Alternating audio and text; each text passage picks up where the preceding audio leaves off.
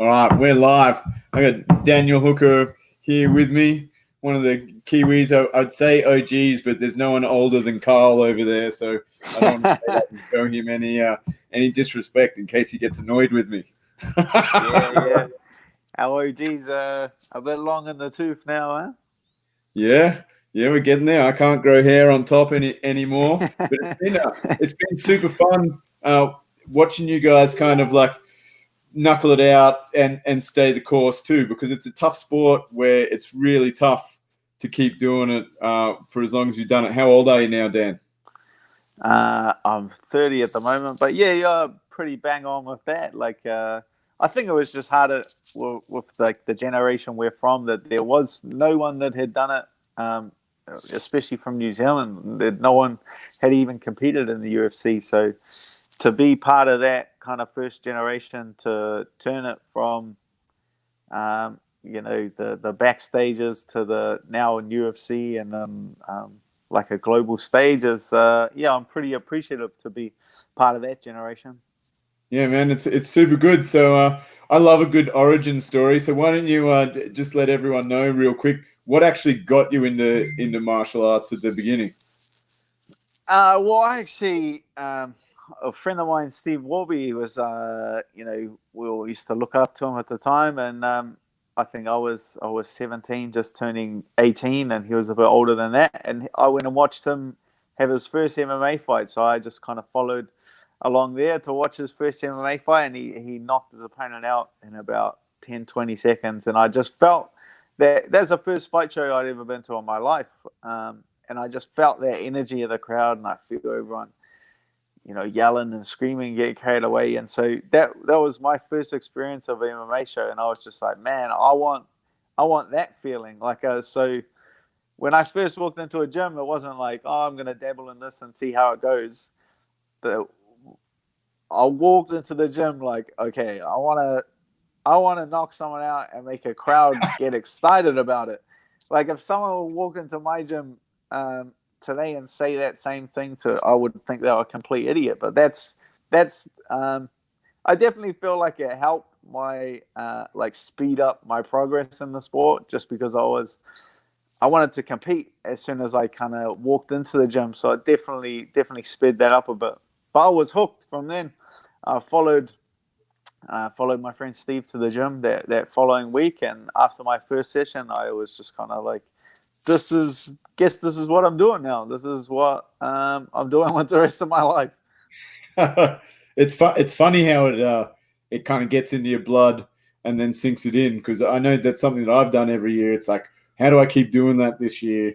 How do I keep doing that this year? And it wasn't really until I started like spending more time in the hospital than on the mats that I was kind of like, okay, maybe it's time to be coach bone for a bit, but I'm gonna keep doing this thing. Like it's in my blood. It's what I'm meant to be doing. And like, even though it's like tough to keep up with everyone still, like I wouldn't prefer to be anywhere else than rocking up to the gym every day and play fighting with my mates.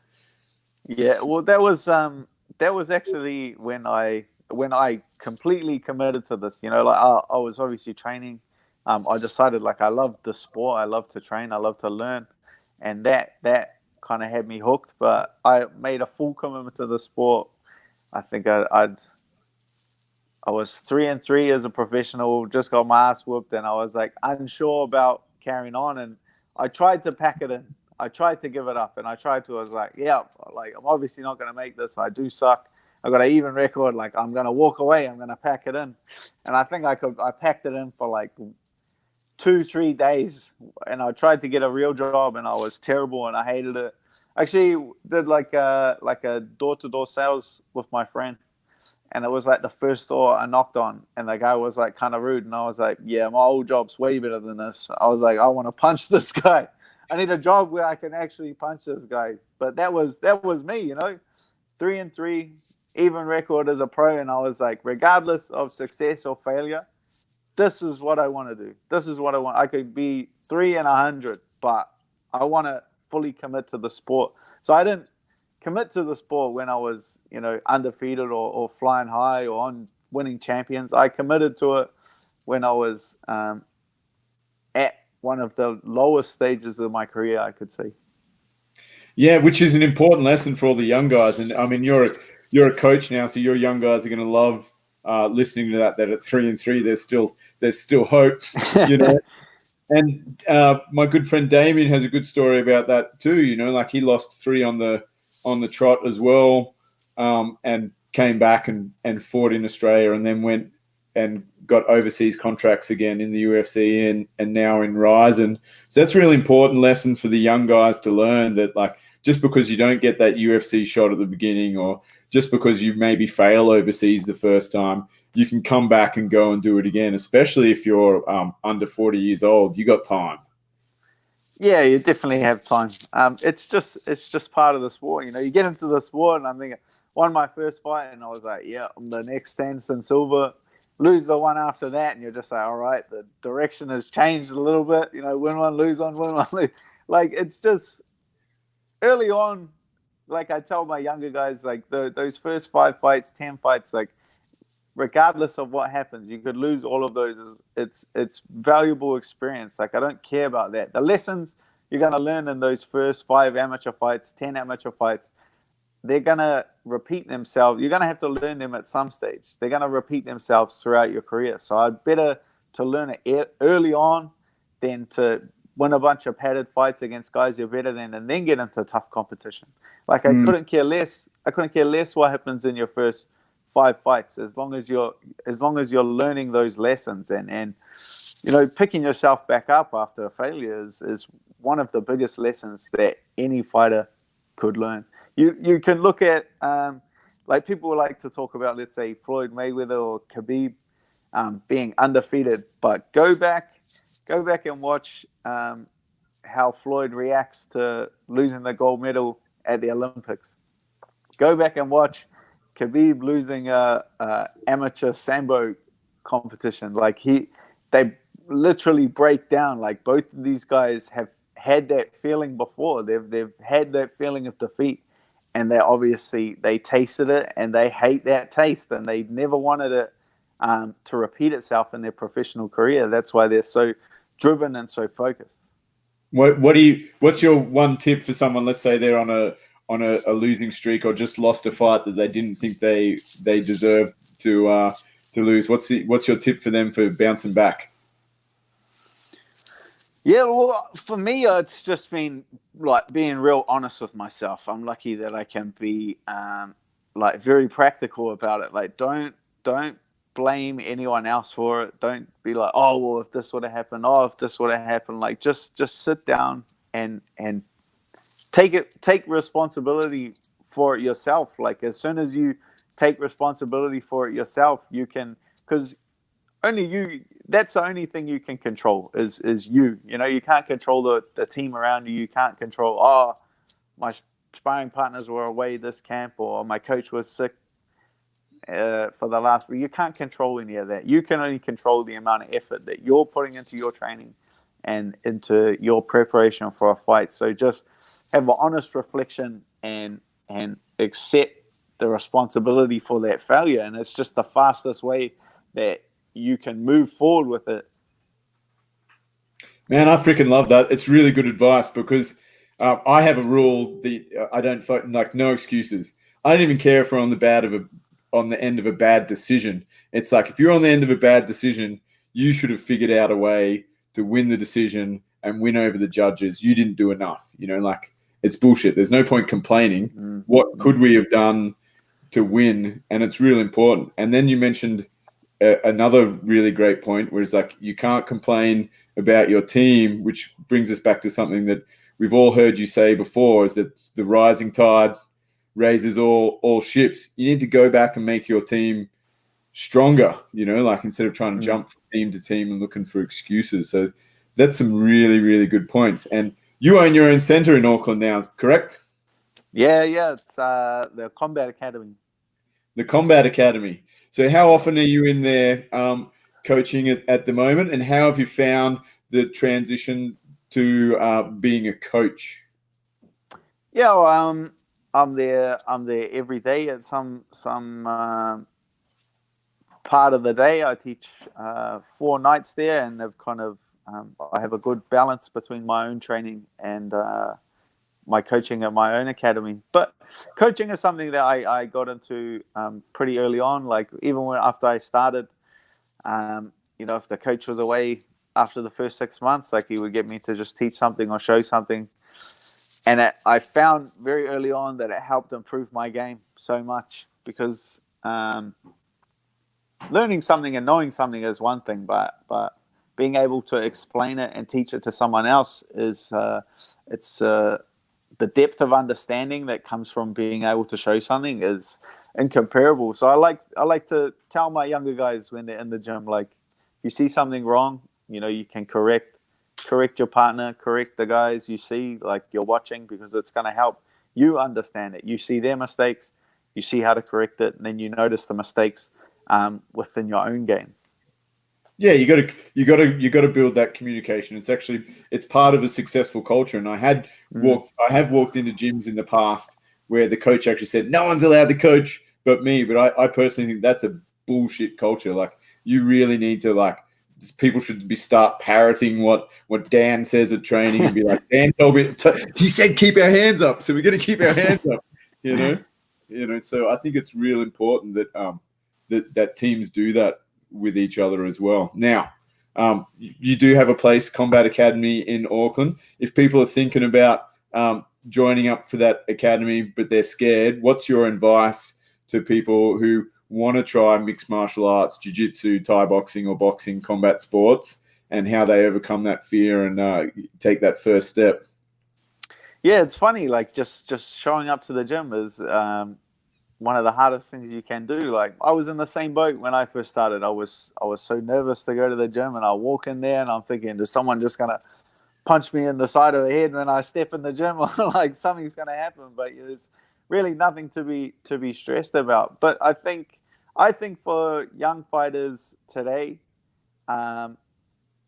compared with when we started, now guys, they see the Conor McGregors, they see that the champions of today, they see the Khabib, and they're just like, oh, I want to be like that. I want to be like that. And then they walk in a gym for the first time and they're just like, holy shit. Like, from me getting from where I am now to that stage is going to take a lifetime. Like, I'm going to have to dedicate my life to this. So you have to have a goal that's attainable. So when you first walk in a gym, like, oh, I just want to lose 5 kilos, or I just want to have one amateur MMA fight, and there's like a slow progression from then.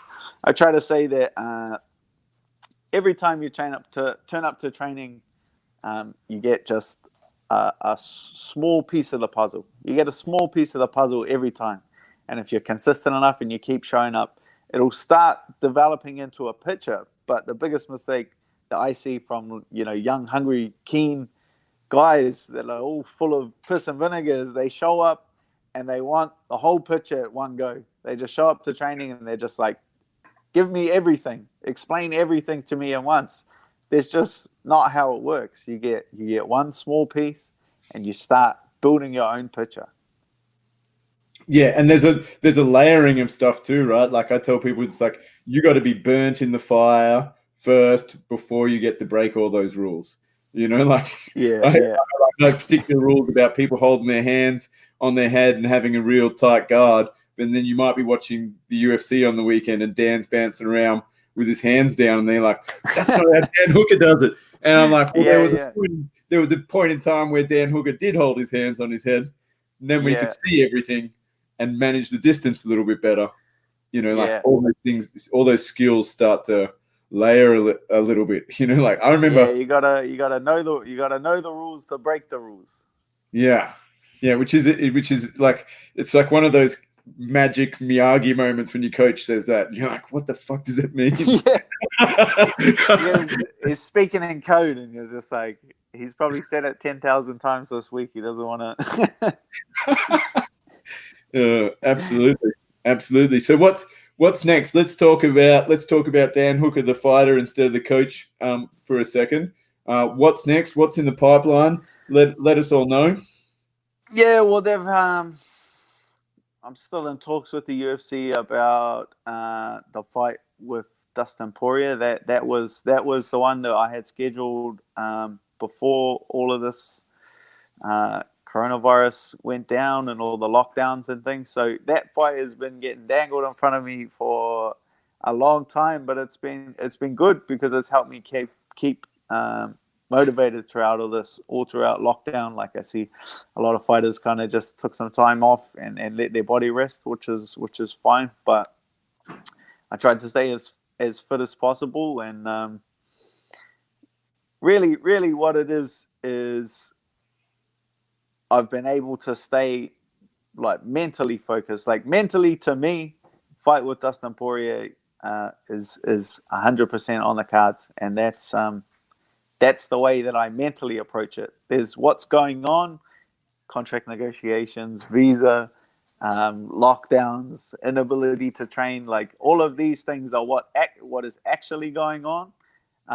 But my mentality towards it can't be that, because this is not a sport that you can go 1 foot in the door, 1 foot out the door. You have to be all in to have any kind of success at the sport. So my mentality has been all in terms of the Dustin Poirier fight. So should be getting that all sealed off, and I get the big green tick from Donald Trump letting me in the US, and then we're away. Yeah, that'd be awesome. And I mean that's an important lesson there too, right? I mean, you're 30 years old, you got to make hay while the sun shines, and you got to stay on task and on purpose. The minute people fall off their purpose, not only do you get depression and all these other stupid things fucking going on, but you're not staying true to yourself. So that's a good lesson for young guys, and also I can take opportunities, right? I can live with something outside of my control being the reason that I don't get the fight. Like if my visa gets denied and I'm not allowed in the country, or like something outside of my control. But if it came down to it and they were like, we're going to fly you out tomorrow, you got to get on a plane and you got to fight Dustin Poirier next weekend or this weekend, I don't want it to be, I can't live with the fact that me not being prepared is the reason that I didn't get the fight, or I didn't get that opportunity, or I missed out on progressing my career. So if it's outside of my control, that's something I can live with. But me letting myself down is, I don't want that to be the reason.